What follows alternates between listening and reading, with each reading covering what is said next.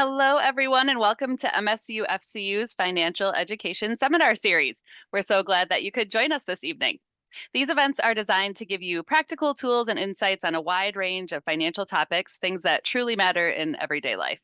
Each seminar is led by a member of our financial education team or by one of our trusted partners, helping connect you with resources both here at the credit union and out in the community. We've got an exciting lineup of sessions planned throughout the year, and you can check those out anytime at msufcu.org/events. Tonight's program is being recorded, and you are able to rewatch it or share it by going to our YouTube channel. You can just search, YouTube for MSUFCU, and then select the seminar series playlist there to view those. We will also be taking questions at the end of the session. So you can use that Q&A function at the bottom of your Zoom screen to submit any questions you have throughout the webinar. And then we will definitely go ahead and get to those at the end. Michelle does have a lot of content to get through tonight, so we want to make sure that she has time to do all of that, but we will definitely answer as many questions as we can as we conclude. I'm Therese Bacon. I'm your facilitator tonight. So if you have any technical issues or questions for me, you can chat me directly with those, and I'll try to help you through there. So now I'll move on to introducing our guests. So we are fortunate to have a wonderful guest joining us again to talk about aiding your aging parent with estate planning. So please join me in welcoming Michelle Lane, an attorney with Chalgen and Tripp Law Offices. Michelle, thanks for being here again this year with us. I'll let you take a moment to introduce yourself, and then we can dive right into your presentation. Thanks, Therese. Well, thanks for having me. And this is a fun topic to talk about because of the practicality of it. As Therese said, I'm an attorney with Chalgen and Tripp Law Offices. We have offices throughout the state of Michigan. I specifically am in the East Lansing location. My practice areas are estate planning, which we'll be talking about today, and estate and trust administration. I do several series for MSU FCU, including a trust administration seminar, typically in the spring. In the fall, we've been doing this particular seminar on aiding your aging parent. Even though the topic is directed to an aging parent, I really do discuss estate planning in general. So for those of you who are listening, watching, who don't have aging parents, but we're just interested in the topic, I should be covering information that will be relevant to you as well. So I hope you enjoy the seminar, and let's go ahead and get started.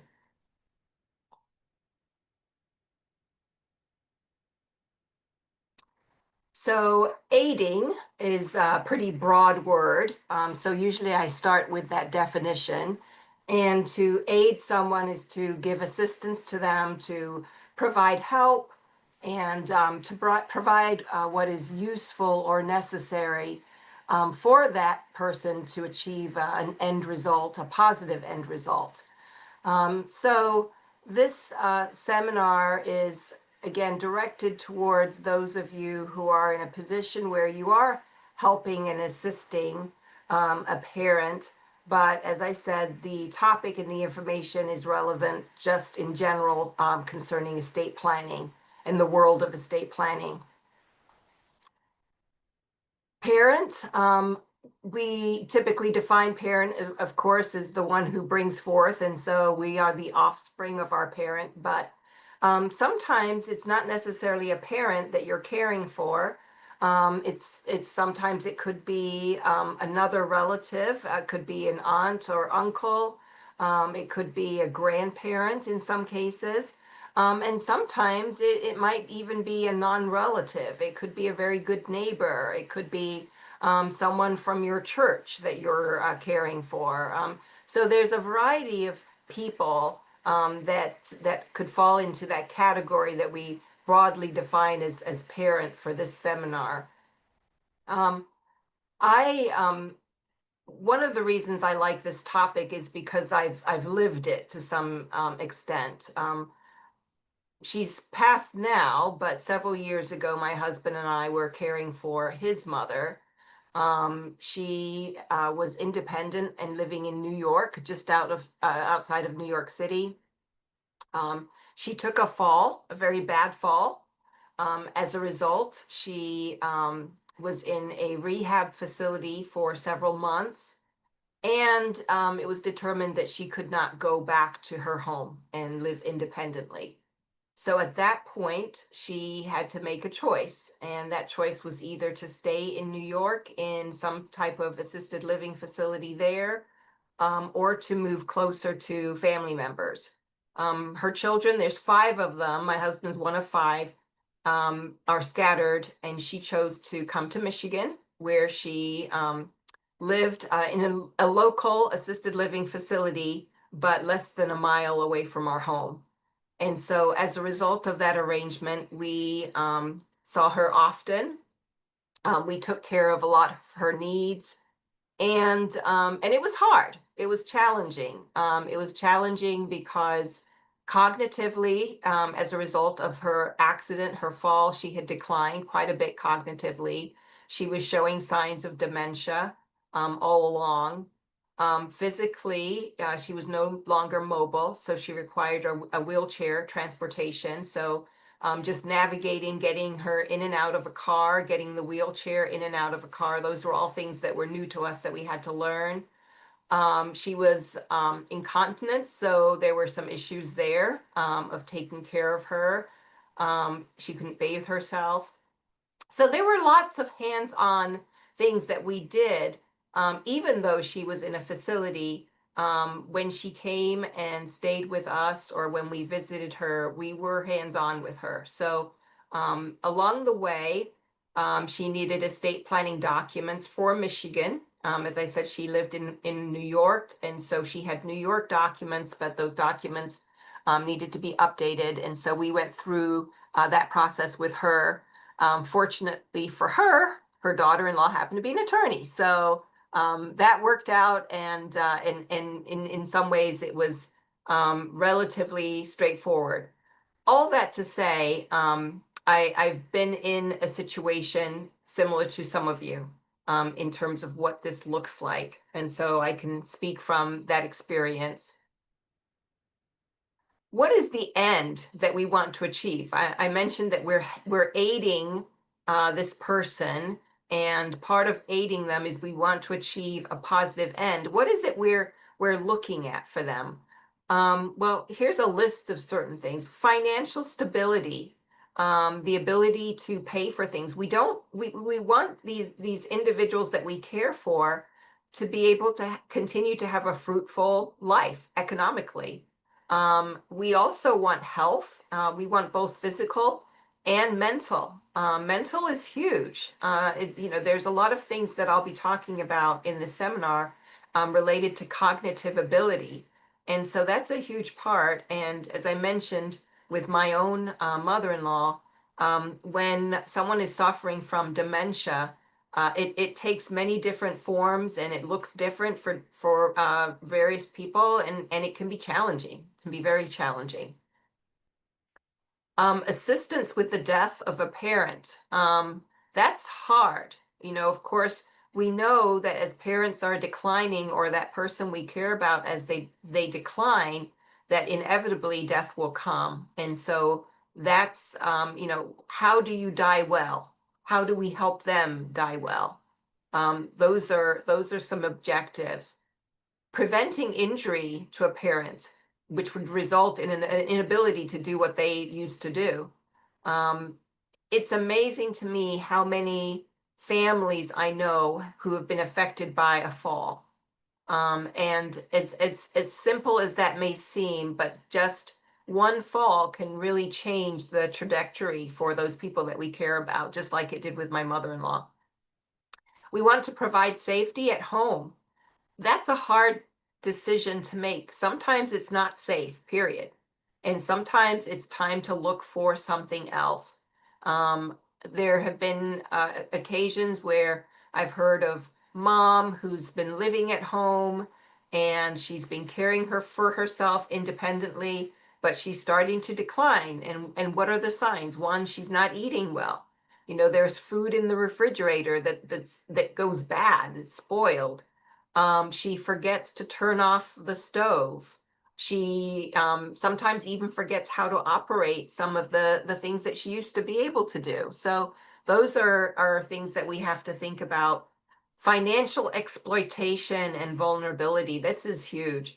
Several years have gone by now where the Attorney General's office has really pushed for securing and providing safety for elders from exploitation and vulnerability. And then that also leads to protecting their assets. We have family members, parents who have worked hard for their earnings. They've been able to save over the years. And so there's a desire among the family to protect those assets. So these are all the types of goals and ends that we're trying to achieve when we're helping someone. And as you can see, it's a hefty list. And so this can be quite challenging in many cases. So that being said, do you need a lawyer or a therapist to get through this process? Well, sometimes you might need both. And I say that half kidding. There is definitely a strain that can happen when you're caring for someone. And if you are the daughter caring for a parent, and you're married, then there's no doubt that this is going to have an effect on your relationship with your spouse or with your children. Sometimes therapy is necessary just to be able to get through the process. Of course, I'm here to talk about the legal piece of it. And so that's where we'll begin. So the big key, the big takeaway from this seminar should be this slide. Before you can do anything to aid your parent, you need the proper authority. That's really what a lot of this comes down to from a legal perspective. In order to be able to help someone, you need proper authority, which in turn also means in order for someone to help you one day, they will need the proper authority. So this slide is important, kind of carve it out as being this is the capstone of what we're talking about. So the proper authority comes in the form of legal documents, and these are what we call estate planning documents. This is when an attorney is referencing an estate plan, or you hear a commercial about an estate plan, or you get invited to a dinner about an estate plan. These are the documents that are part of that process. And so we're going to go through these documents. So we've got powers of attorney, patient advocate designations, HIPAA releases or authorizations, trusts, and wills, which I will come to at a later time. So financial powers of attorney. Financial powers of attorney are the legal document that's needed in order to manage money and business affairs while living but unable to manage. So this is a situation where the person you're caring for has financial and monetary affairs that need to be handled, that need to be managed, but they're no longer able to do it. In that case, having a financial power of attorney is key. So when are they effective? Typically, they are written to be effective immediately. That means that these documents could be signed years before they're actually needed, but they are dormant until they are actually needed. How long do they last? Well, they last through the incapacity up until the point of death. At death, they terminate. So this is a document during the lifetime of an individual. It does not carry over after they die. We typically use the word durable for these documents. And so in the title, it would say durable power of attorney. And the durable piece means that it is not affected, it does not become obsolete as a result of incapacity. It survives incapacity of the individual up until their death. And what are they used for? Well, as I said in the first line here, we have it's for money and business affairs while the individual is living. So again, just using my mother-in-law as an example, um, she had a durable power of attorney document. My husband was her agent under that document, and it allowed him to take care of her banking. When she moved from New York to Michigan, she owned a condo which needed to be sold. He was able to sell that condo for her. He paid her taxes. He was able to sort out medical billing errors and get those all taken care of for her. She had this bad she had a lot of reoccurring debits on her card, on her bank, her checking account. And they were for typically things like vitamins or books or CDs or various items that she really didn't need, and they just accumulated every month. He was able to go through her bank statements, see who these bills were going to, and was able to discontinue those services as a result of being her agent under power of attorney. So it's a very powerful document, and again, very useful. Now, along the same lines, Michigan has now enacted a statutory power of attorney. This is, we still consider it to be new. It's actually more than a year old now, but it was July of 2024 that Michigan enacted the statute to implement this. It's a document that approximately 31 other states used already. And the reason for this document is that I just talked about that financial durable power of attorney and how important it is to have that document. Well, unfortunately, over the years, there's been some abuse with those documents. And so they have been financial institutions, people relying on those documents have been a little skeptical at times due to exploitation, potential exploitation and misuse of the document. So what has happened over the years is that someone who is agent for a parent or someone else trying to use that document, sometimes there has been pushback. And so they have tried to use the document and they've been told, well, we need to submit this document to our legal department to review and analyze and make sure that it's still valid. Well, that could take days, it could take weeks. And in the meantime, bills needed to be paid. There were things that needed to be done, and everything was on hold until the document could be reviewed. That's just one example. There are many other examples of issues that were arising. So as a result, Michigan enacted this statutory form, and it's universal, meaning that it's accepted in other states, and it's also universal, meaning that it's accepted by a wide range of financial entities. That being said, some entities have their own in-house power of attorney document.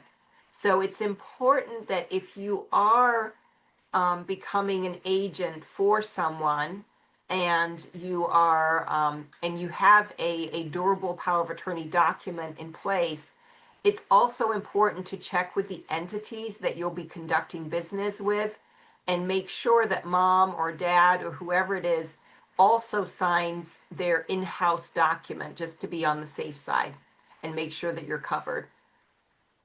Okay.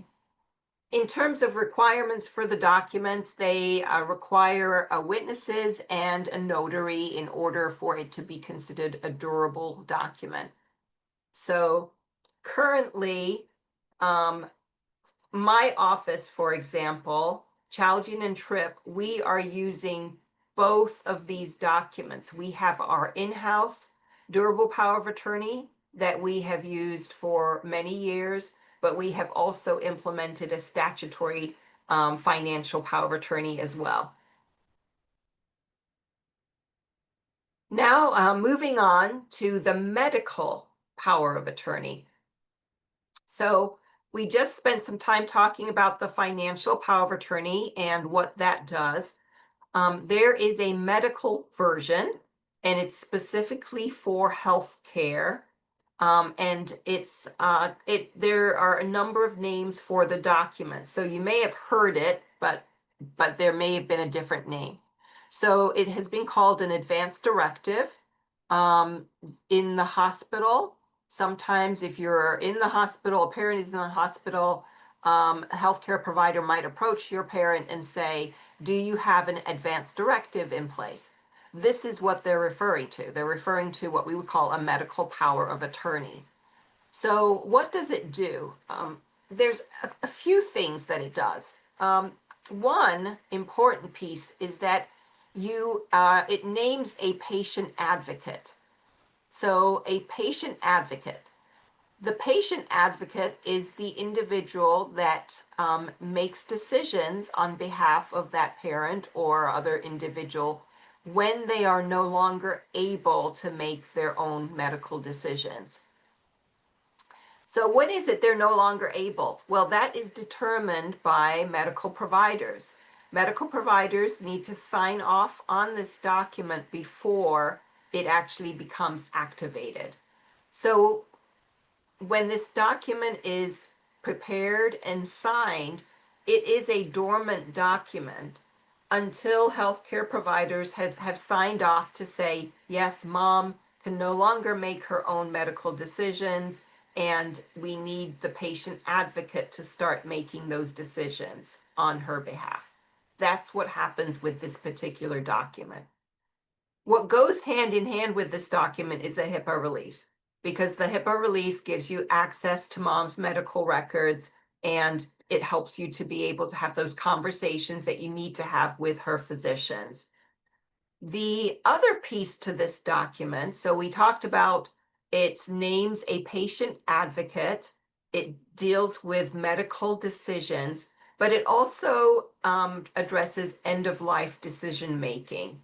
And so it addresses issues like terminal illness and health care if you are terminal, and what happens with end of life decision making. So those are the types of things that are covered in this medical power of attorney.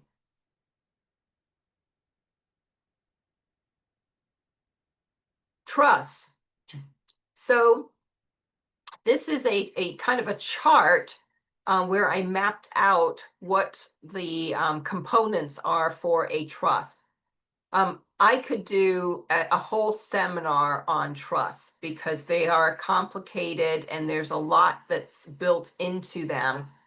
So this is just touching on the surface, but the thing to know about a trust is it's a trust agreement, is technically what it is. It's a document, but it's a document that's actually an agreement, like a contract to some extent. And this agreement is a document. It's created by who we refer to as the settlor or the grantor. That's the individual that actually creates the document. So in the context that we're talking about, which is caring for an aging parent or some other person, that person would have created the document. That's who starts this process. So that parent, let's say mom, has created a trust. So she is the settlor or the grantor. While mom is living and able, she is the trustee of her trust, meaning that she has the ability to manage her affairs. She's completely competent to do so. There are no cognitive issues. And so she is the one who manages her affairs, and she is called a trustee. So she has a title of, excuse me, she's the settler.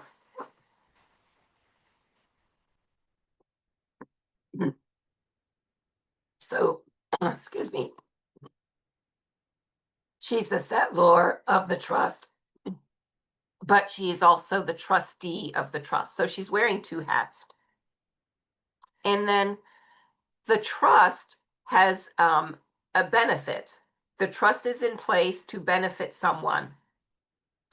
And while mom is living, she is the person that benefits from her trust. So she is the one who created the trust. She's the settlor or grantor of the trust. She is the one who is administering the trust, so she's the trustee of her trust, and she's the one who benefits from the trust, so she's the beneficiary. All of this is happening while mom is living and able. Now, what if mom declines and cognitively she is no longer able to manage the trust? Well, in the trust document, mom would have named a successor trustee. And at that point that she is no longer able to manage her trust, a successor trustee would step up into her shoes and manage the trust. So it means that mom is still the settlor. She's still the one who created the trust. But now we have someone else who is the trustee because mom is no longer able to manage it. But mom is still the beneficiary because she's living. And while she's living, she's still the beneficiary of her trust. Now, when mom dies, things change. Obviously, mom can no longer manage the trust. She died, so we do have a successor trustee who steps up. And now the beneficiaries are the people that mom named in her trust after herself that would benefit from the trust. So as you can see, a trust morphs through this process.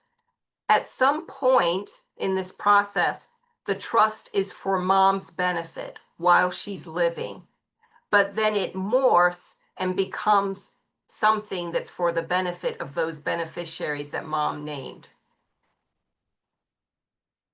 Now, an important feature about trust is, what does a trust contain?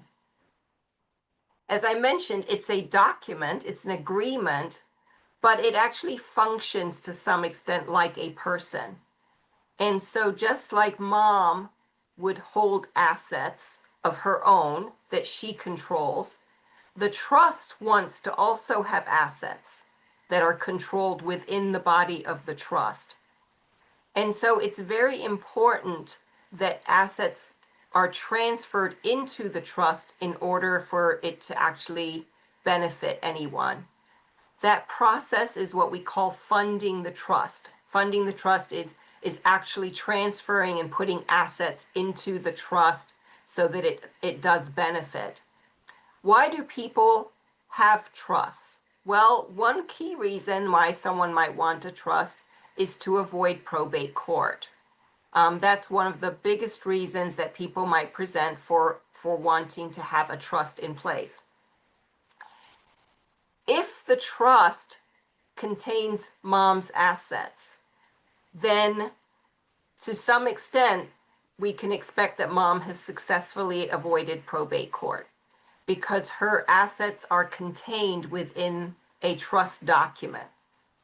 However, if her assets are not in the trust, if they are outside of the trust, then there's a good chance that there will be probate court involvement to deal with those specific assets. And this is the whole balance between probate court and trust, or more importantly, having a will versus having a trust. because wills equal probate court.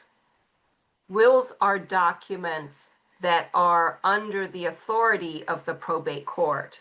So a will on its own does not avoid probate, which is what a lot of people think happens, that by having a will in place that they have avoided probate, and that's not correct.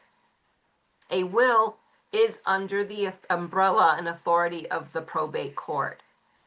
So that means that assets that are included in a will are not going to avoid probate.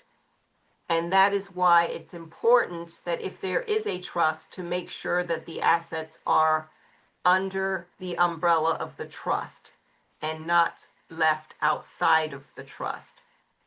That's a lot of information. I know it's confusing, but what I want to convey is that oftentimes someone might say, I'm going to meet with a lawyer, I want a trust.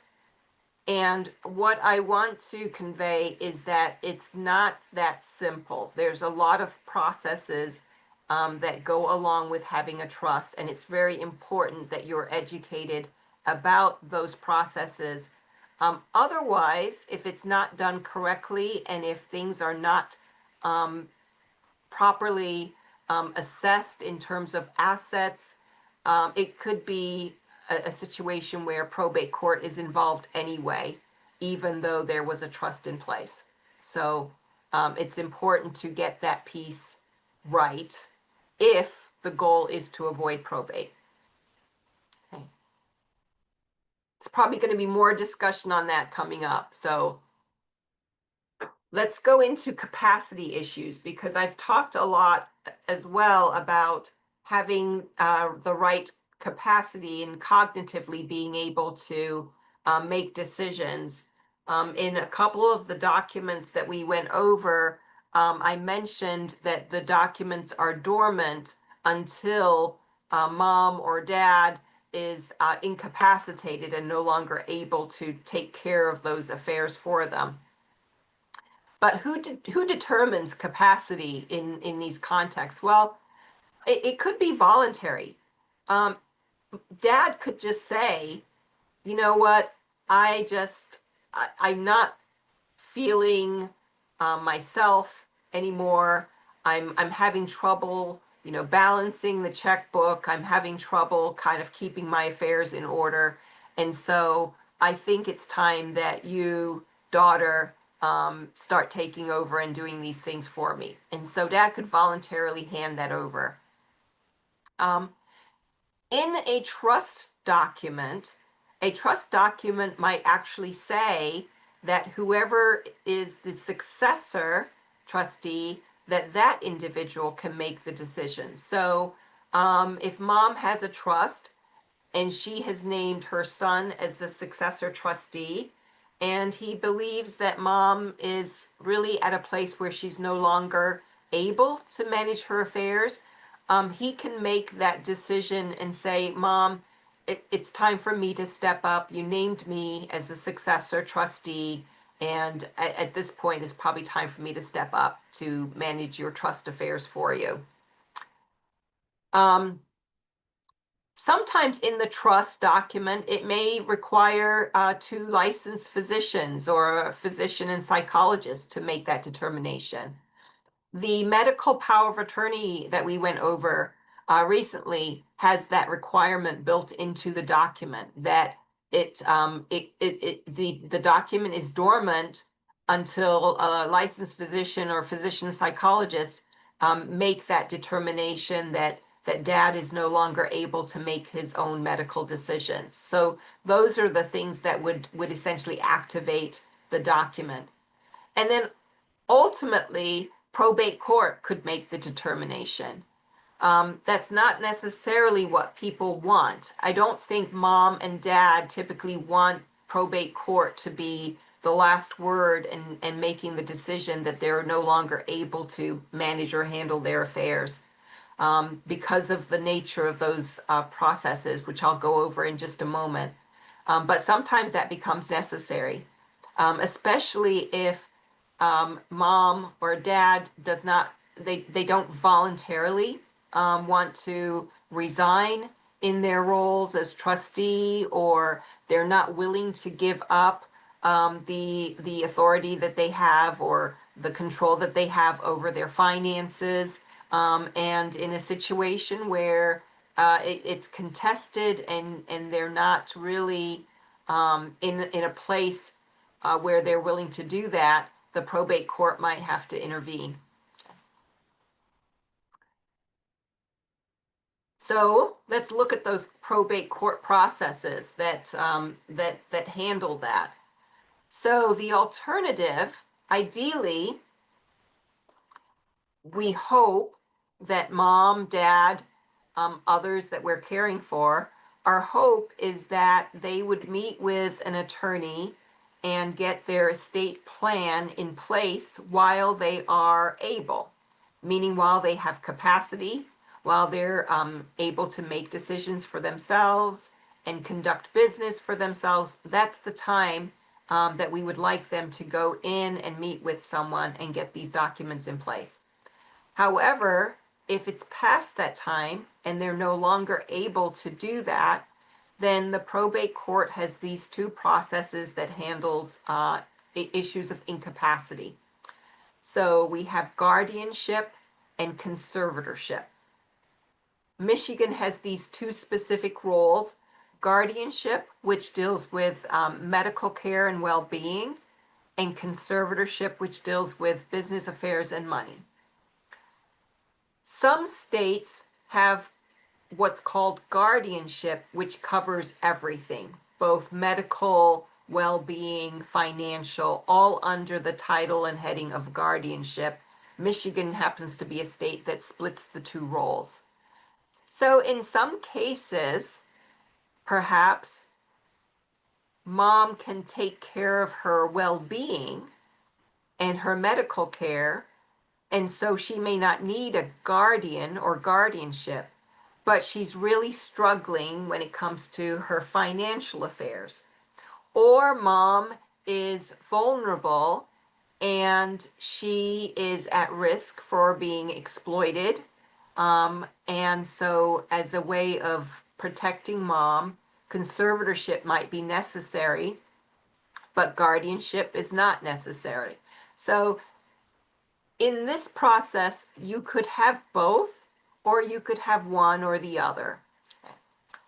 Both of them, though, the procedure is similar in both cases. They both require that a petition is filed with the probate court. And this is the court where the county where mom is a resident. A petition is filed. The court schedules a hearing, and the individuals who have a stake in the outcome receive notice of the hearing. So of course, mom would be one receiving notice because this involves her. But if you have siblings, they would also be entitled to notice of the process. And so they would receive a notice. There would be a hearing scheduled, and the hearing would be held in front of the judge for that county, and the judge would make a determination if a guardianship or conservatorship is appropriate under the circumstances. If so, the judge would issue an order, and then that order would need to be served on all the parties that are interested who have a stake. In guardianship, there is a requirement that whoever is appointed guardian submit an annual report to the court, and that annual report needs to identify how many times they visited mom over the course of a year, mom's health condition, how is she doing, is she improving, is she declining, how is mom being socialized, what environment is she in, where does she actually live. Those are the types of things that would be included in an annual guardianship report. A conservatorship also requires an annual report, but there's a little more involved with a conservatorship. When an individual is appointed conservator, one of the things they need to do is prepare an inventory of mom's assets. The court wants to know from a financial perspective, what does mom have? Because the court wants to make sure those assets are preserved and protected for mom. So that conservator puts together an inventory and submits the inventory to the court.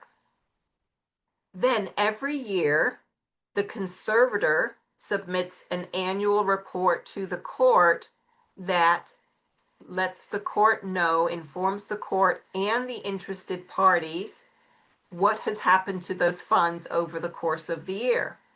So if mom during the course of the year has received Social Security, has received pension, if she's received dividends, all of those things need to be reported. And then over the course of the year, if mom has had a number of expenses, housing expense, taxes, medical care, insurance, food, all of those things also need to be shown on the report. And so the report is a balance sheet and needs to balance out, and the conservator needs to identify what has been spent for mom and what income has come in over the course of the year. And as I said, that is an annual report that needs to be submitted. So that's the alternative. If mom, dad, whoever you're caring for does not have estate planning documents in place, and they no longer have the ability to review, understand, sign estate planning documents, this would be the alternative process for them.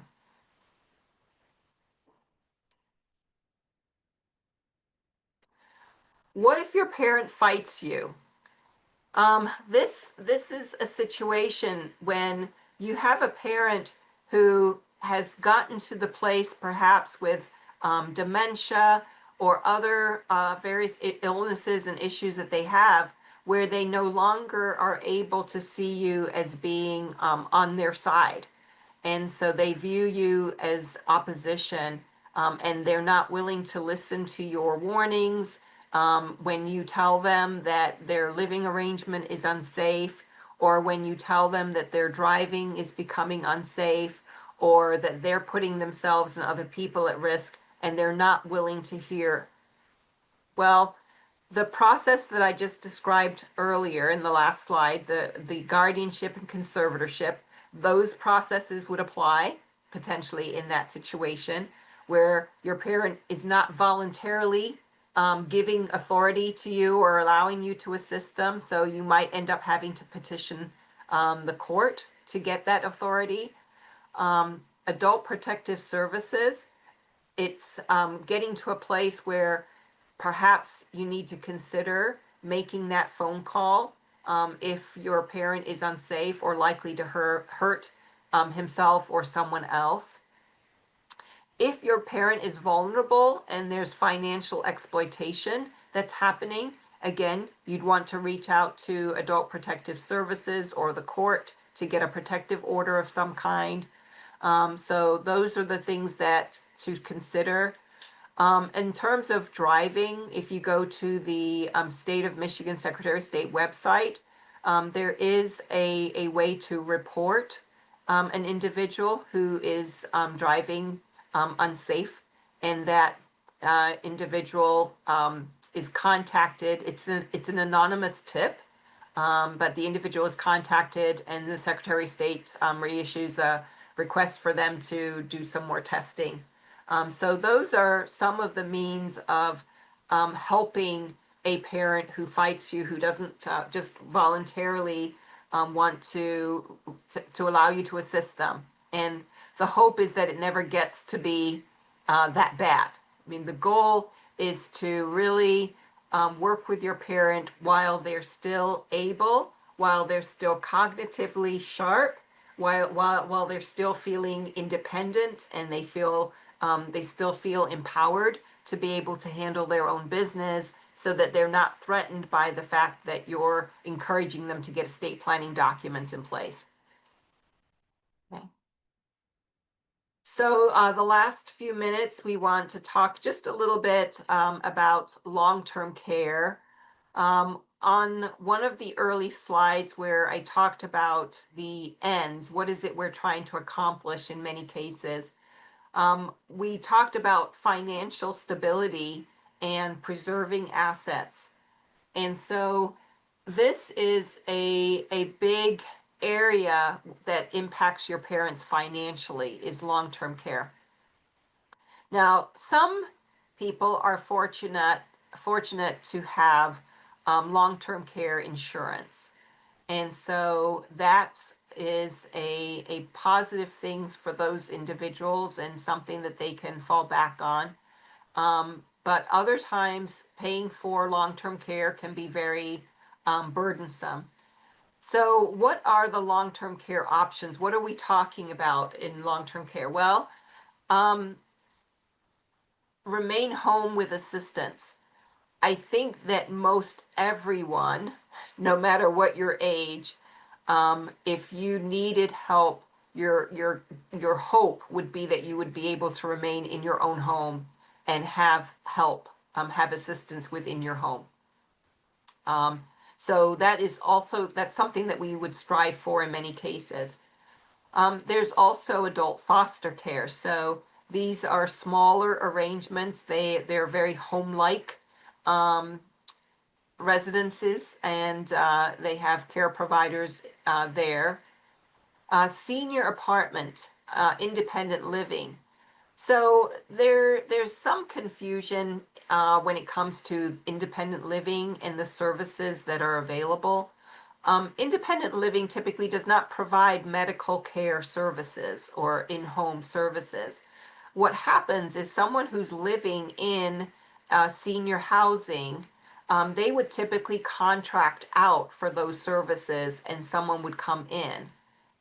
So that's one of the things, if you are looking at independent living or your parent is considering some type of senior housing, it's really important to see what the services are, what's included in that housing arrangement, in that rental agreement, and also be able to look at your parents' resources to make sure that they are able to afford in-home care and bring in those other services that aren't provided.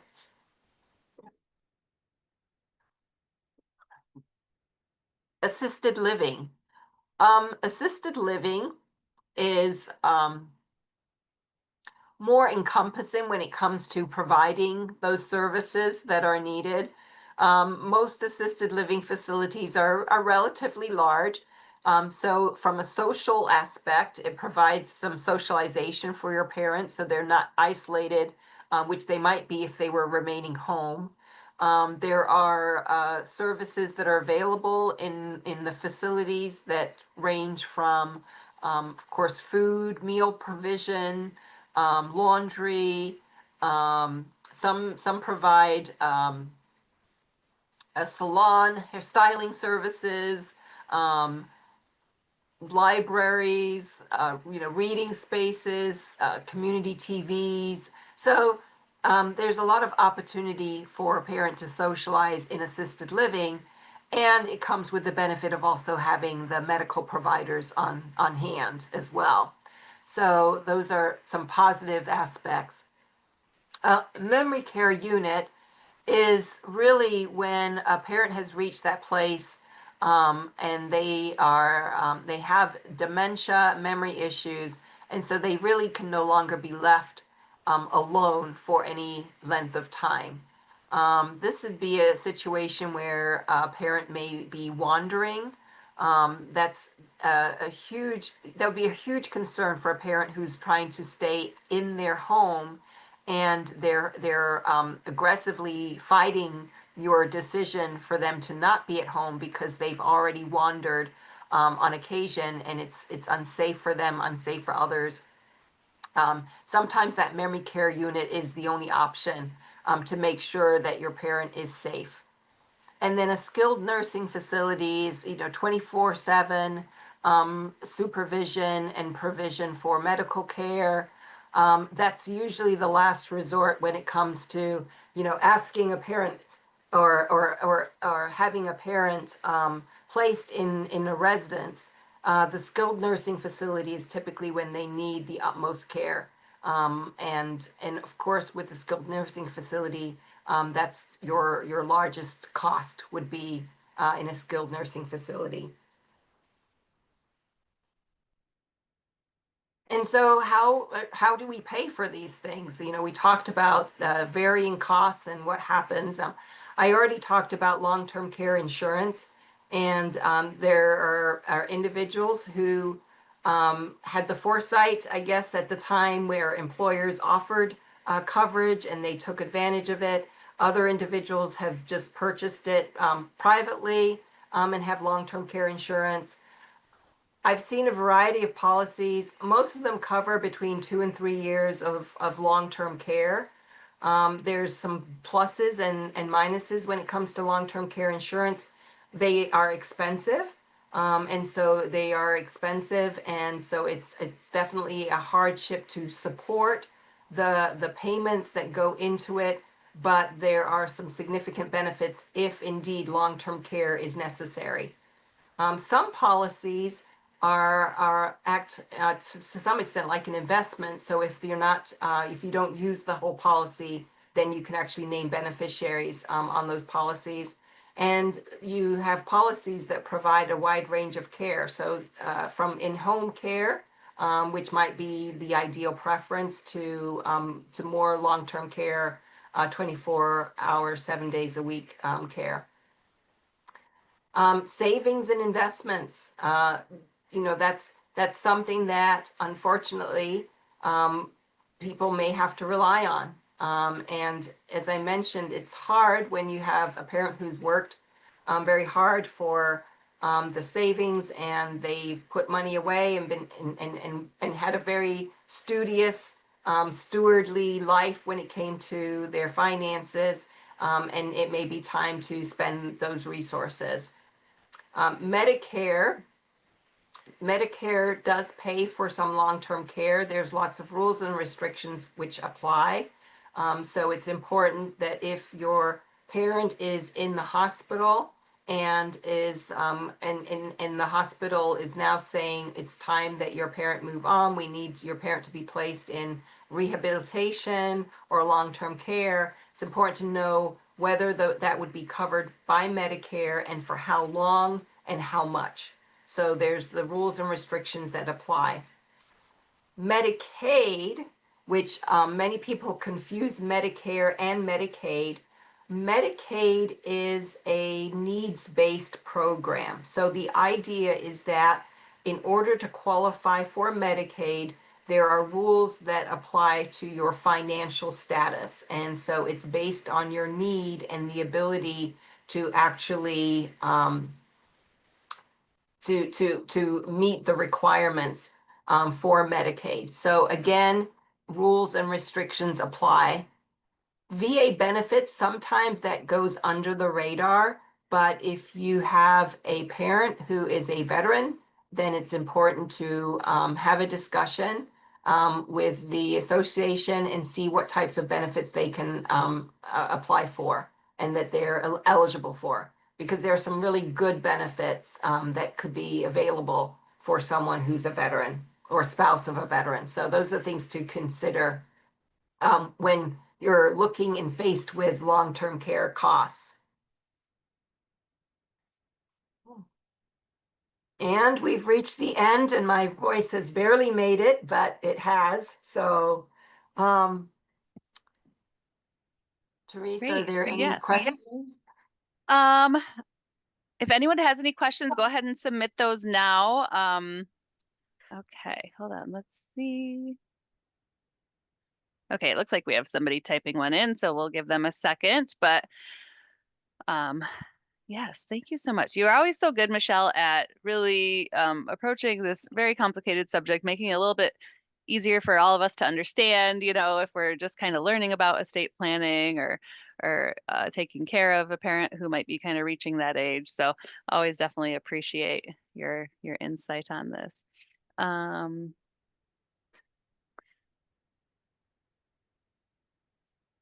Sorry, just waiting to see if Okay, here we go.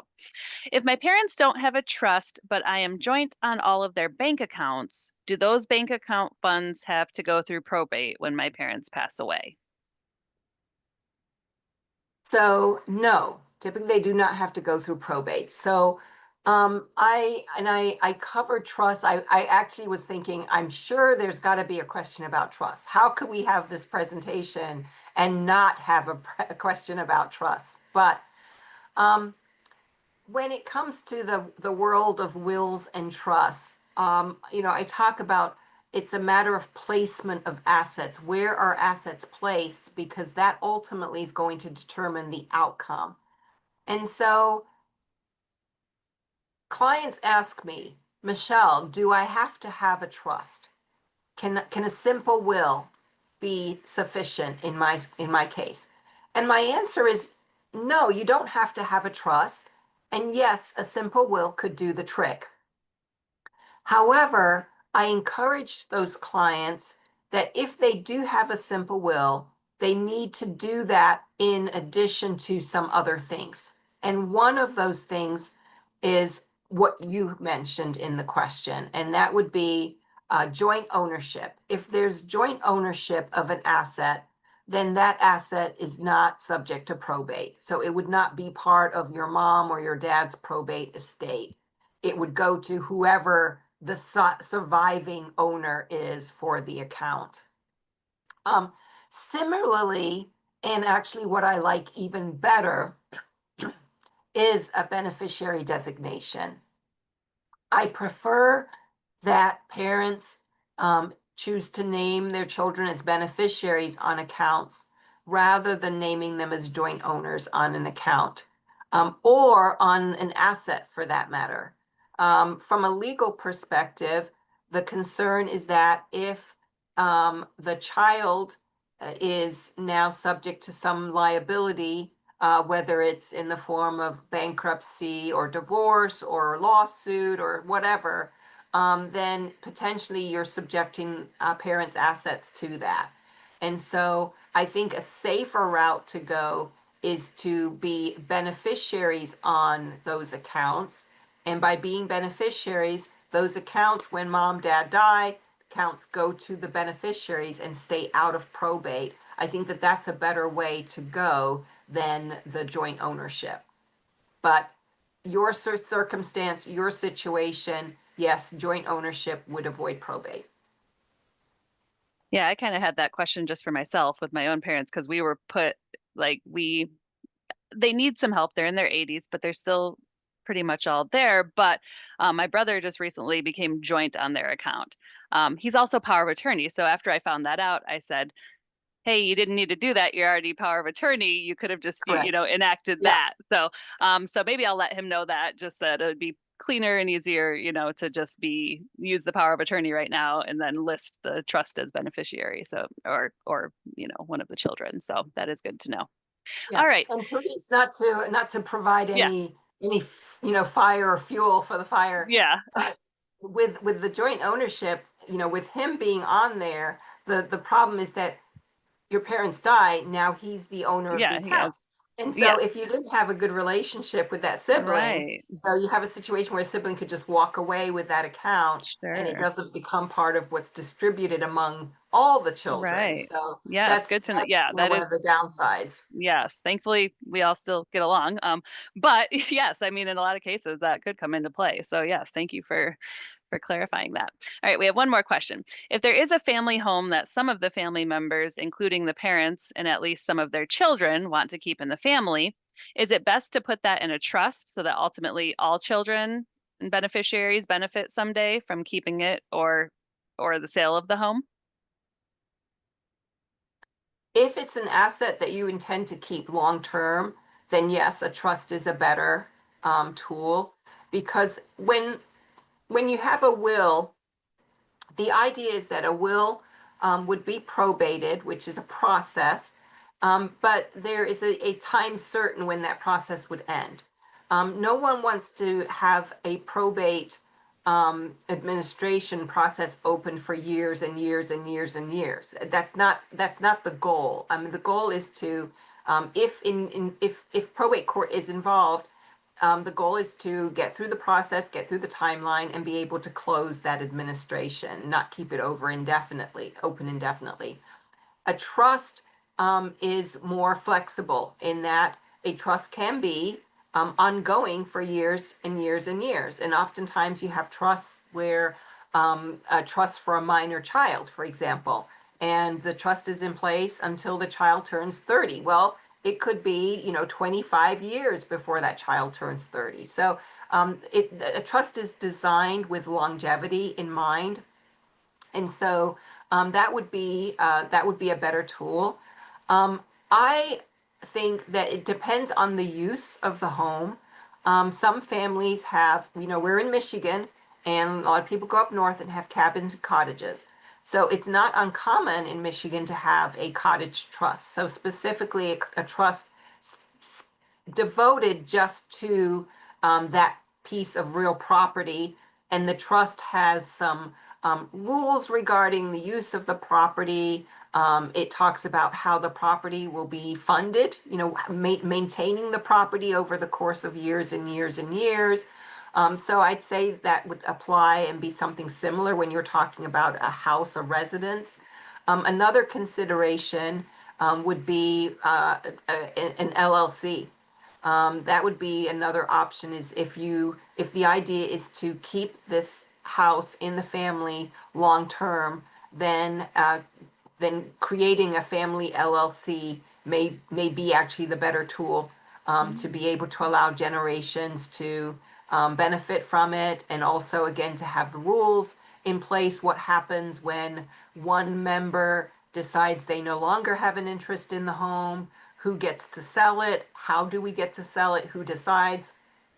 All of those types of things can be addressed in an LLC, in an agreement. So yes, in either case, a will would not be a good option for your family situation to preserve the house. Yeah, these are all really hitting home for me today. So I'm glad I'm glad our attendees are asking these questions, because that's another one that applies in my own situation. So yeah, thanks for asking that, Teresa. Um, all right. Well, yeah, it looks like we are about to wrap up. We're a little bit past the 7 o'clock hour. So looks like we've got all of our questions answered as of now. But if you do have, if you want to look into estate planning further with Michelle or at Chalchin and Tripp Law Offices, you can reach them on there's a contact form you can fill out where they'll reach out to you. Their website is myelderlaw.com, like MI, Michigan, myelderlaw.com. And you can check them out there, or you can call them at 517-332-3800. So once again, thanks, Michelle, for being here again, and we'll definitely have you back in the spring to talk about the trust administration and creation. So I hope everyone will join us there as well. And as you close out of the Zoom tonight, you will have a short survey that will pop up just to get your feedback on tonight's session. So if you could just take a moment to fill that out, we'd really appreciate it. And other than that, we can get going. So thanks again for being here with us, Michelle. You're welcome. Sorry All right. about my throat No, I know and it's that time of year. almost losing my voice. Yes, So I'm glad you made it through. All right. thanks. Well, thanks everyone for being here. Have a good night. Bye-bye. Bye.